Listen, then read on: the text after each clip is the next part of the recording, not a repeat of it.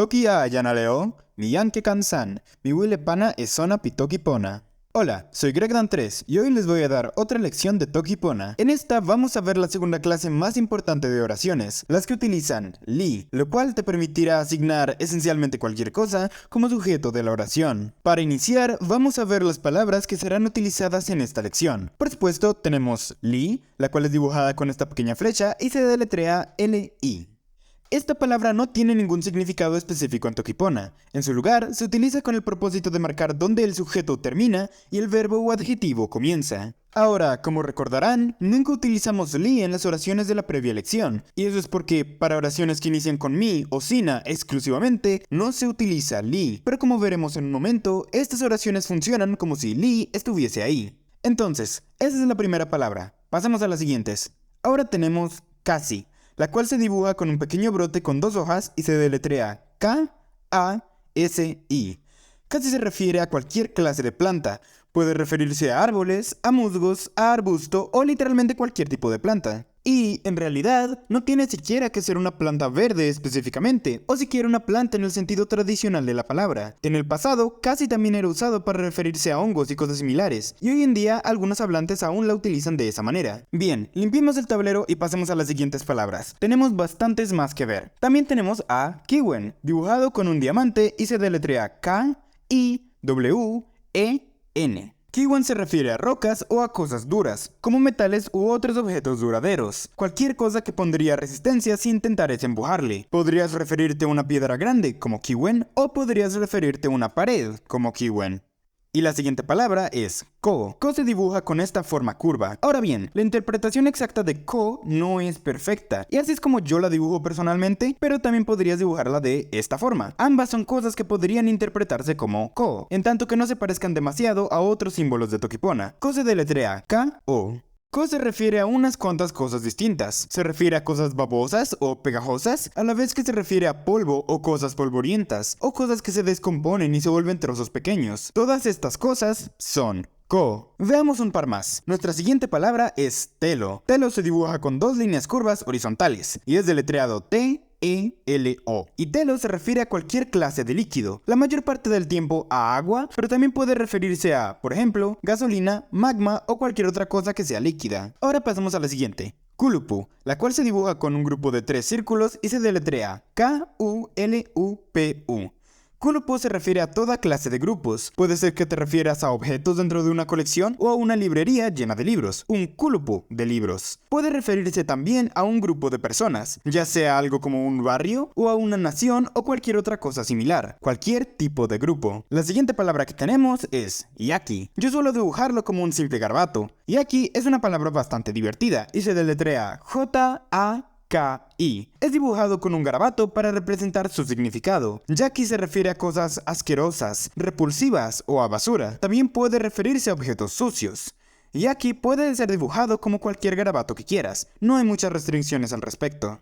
Y también tenemos a wawa. Wawa se dibuja con la cabeza de una persona con los brazos levantados a los costados de esta manera. Y se deletrea W-A-W-A. Wawa se refiere a la fuerza, el poder o a la certeza, ya sea en cuanto a las acciones o a sentimientos. Se refiere a la habilidad de hacer algo que requiera fuerza, pero también se refiere a la energía o a la electricidad, a cosas con la capacidad de cometer acciones. Ahora pasaremos a suwi, S-U-W-I. Ahora bien, para aquellos espectadores que hayan estado utilizando el internet por ya bastante tiempo, ustedes probablemente notarán que se ve bastante similar a un emoji o un emoticón que se ve básicamente igual. Dos flechas hacia arriba y un punto entre las dos. Pueden imaginar que esto es algo como la cara de un gato guiando o cualquier otra clase de cara feliz. Sui se refiere a cosas tiernas, suaves o entrañables. Puede referirse también a que algo es dulce, ya sea en el sentido de que su personalidad es dulce o que su sabor es dulce, en el contexto de comida o algo similar. Y después tenemos a nasa, N-A-S-A, la cual es dibujada con esta espiral. Ahora bien, no te preocupes por la dirección exacta de la espiral. Esta puede ser reconocida ya sea que vaya con las manecillas del reloj o en contrarreloj. Tampoco importa cuántas líneas tenga, en tanto se vea razonablemente como una espiral. Así que podrías dibujar algo así en su lugar, y eso también sería NASA. NASA se refiere a cosas raras, extrañas o peculiares. Pero vale la pena mencionar que aunque NASA se refiere a estas cosas, no tiene ninguna connotación negativa, a diferencia de sus contrapartes en español. Si te refieres a algo como NASA, eso podría ser simplemente un nasapona, una buena clase de extraño, ¿correcto? Y no hay nada que prevenga que ese sea el caso. Algo raro también puede ser algo bueno. Bien, vemos dos más. Aquí tenemos 3 líneas y un punto. Y ese sería Celi. S-E-L-I. Celi se dibuja con estas 3 líneas y un punto, ya que es una representación abstracta del fuego, aunque también podrías verlo como líneas de calor siendo emitidas del punto. Celi se refiere a cosas que son calientes, pero no solo se refiere a fuego o a la temperatura, también se puede referir a cualquier otra cosa que sea caliente. Como recordarán, mencioné que la magma era una clase de telo. Bueno, siendo que el magma es piedra realmente caliente, también es una clase de Celi, así que podrías referirte al magma como telo Celi, si quisieras. Y ok, ahora por último tenemos Lete, L-E-T-E. Y Lete, aunque no es el opuesto de Celi, explicaré eso en un momento, es su contraparte. Lete se refiere a cosas frías, así que se podría usar para hablar de hielo, de la misma manera que se podría usar para hablar de aire frío. Lete se dibuja con una representación abstracta de un copo de nieve, siendo 3 líneas que se intersectan en el centro. Estas son todas las palabras que veremos hoy, así que durante el resto de la lección me limitaré a dar ejemplos de su uso. Pero primero vamos a revisar algo de gramática. Recordarán cómo introduje la palabra li al comienzo, pero aún no he explicado cómo sería usada en una oración, más allá del hecho de que separa al sujeto y al verbo. Así que veamos cómo sería usada en un sentido general. Primero que nada, pongamos corchetes para indicar que se puede utilizar cualquier palabra aquí, alguna clase de sujeto. Li, y al final está el predicado. Ahora bien, esto es, por supuesto, bastante vago, así que comparémoslo con las oraciones de mi y sina que vimos antes. Entonces, digamos que tenemos mi y después pona, y seguramente esa oración se les hará familiar.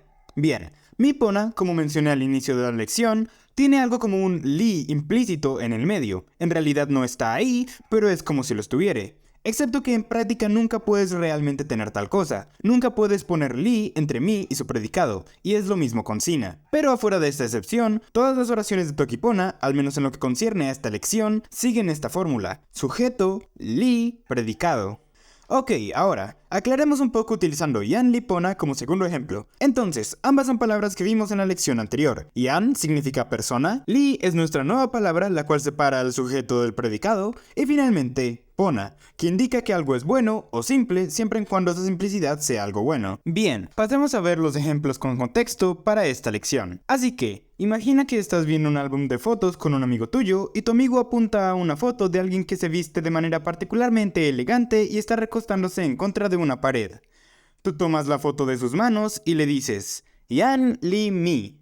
Esta persona soy yo. En este contexto, la frase Yan Li Mi, por supuesto, se refiere a la persona en la foto, y no es necesario especificar más, aunque si quisieras hay maneras de hacerlo, pero no serían necesarias aquí gracias al contexto. Sabemos que estás sosteniendo la foto, apuntando a aquella persona y diciendo, hey, esta persona soy yo. Pasamos a la siguiente. Imagina que estás con un grupo de amigos al lado de una piscina y todos ustedes están observando el agua. No están seguros de si están listos para saltar al agua al momento. Y de repente, uno de tus amigos viene corriendo desde atrás, grita bala de cañón y se tira a la piscina, cayendo de la manera más ruidosa posible, salpicándote a ti y a todos los demás en el proceso. Finalmente, emerge del agua completamente empapado y dice, Telo Li Lete. El agua está fría, el agua está tan fría. Y seguramente muchas personas en la audiencia habrán experimentado algo similar, ¿no es así? Ya sea ustedes lanzándose al agua o alguien más salpicándolos. Lanzarse al agua fría en una piscina ciertamente es una experiencia. Entendido entonces. Para el siguiente, escribiré la oración antes de dar el contexto, para que tengan un punto de referencia. En este caso tenemos Kiwen Li Ko.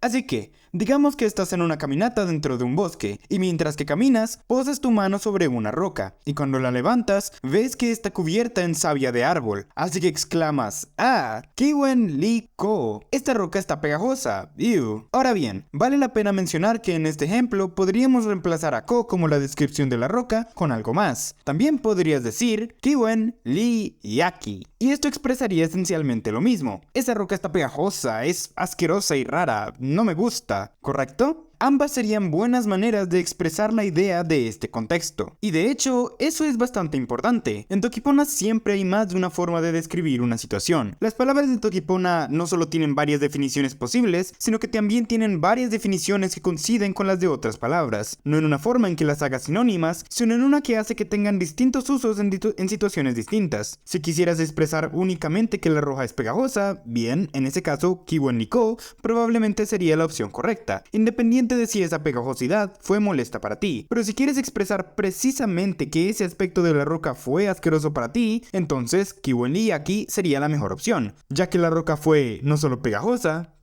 sino desagradable, Yaki. Bien, pasemos al siguiente ejemplo. Kasi Lee Suli. Entonces, imagina que estás en una expedición en búsqueda del árbol más grande del mundo. Has caminado por horas, estás sudando fuertemente bajo el calor del sol, escalas la cima de una colina más y ves el árbol en el horizonte. Finalmente verlo te sorprende tanto que simplemente exclamas, Kasi Lee Suli.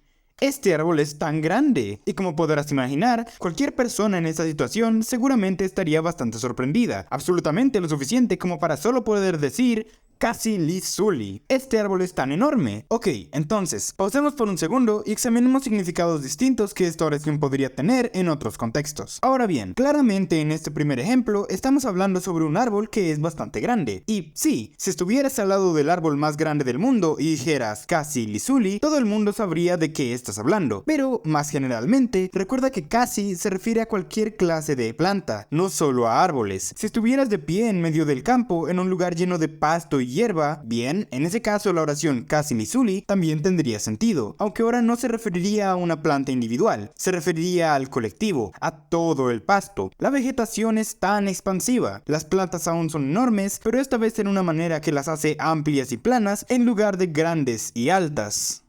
Pasemos al siguiente ejemplo. Este será algo cómico. Wawa Lee Nasa. Ahora bien, sin contexto puede que interpretes esto como la fuerza es rara, ¿correcto? Y por su cuenta no tiene mucho sentido. No es que sea una oración incorrecta, pero sí es una oración en gran falta de contexto, ya que sin este sería bastante difícil llegar a una interpretación correcta de su significado. Así que imagina que estás en una aventura épica en un mundo de fantasía y te encuentras con la torre de un mago. Escalas hasta la cima y en ella encuentras al mago, concentrado estudiando y escribiendo. Él no quiere que te quedes molestando por mucho tiempo, así que te va a enseñar un conjuro para que te vayas de una vez. Y el conjuro es transformación en cuchara.